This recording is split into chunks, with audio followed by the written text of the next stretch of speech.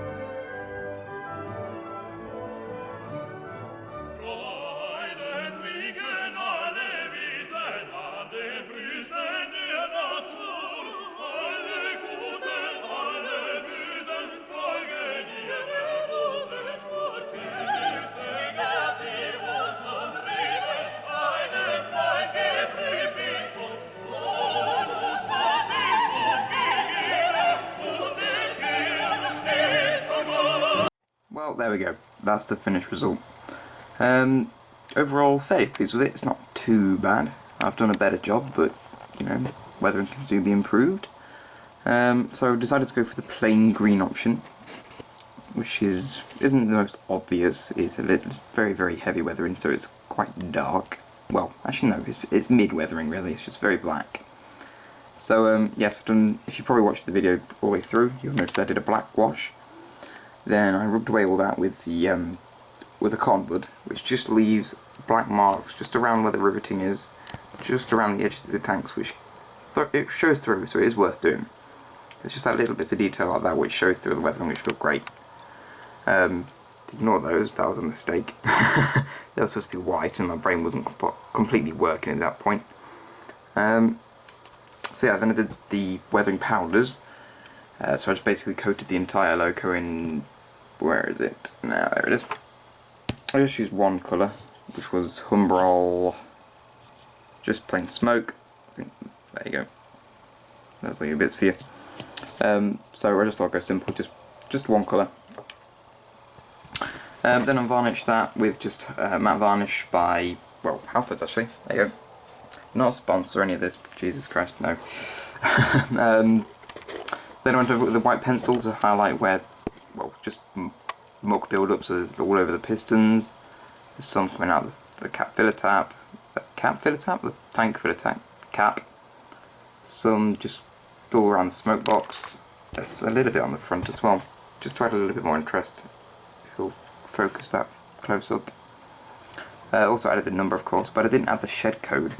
I decided to leave that off because there were Locos without them. So I thought it does look better on the Prairie without a shed code, to be fair. Ooh, sorry about that. Both beams still need some black adding to them. That's only the first coat, so it's not entirely finished yet. So I'll add like black and white streaks coming down the front, which will look fantastic, I think, after I finish them. And yeah, the reason it's shiny is because obviously that bit's still wet, so that's what you can see. So yeah, overall fairly pleased with it. I think I just have to add a crew as well.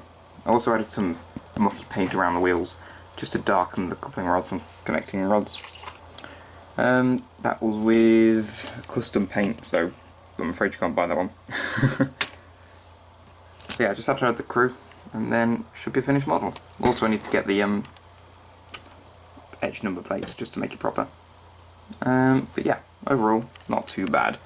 So that's roughly how I do it. So it's not actually just to show you a perfect model, it's pretty much just to show you how I roughly do things. So I hope you enjoyed it, and I shall see you soon. Ta-ra!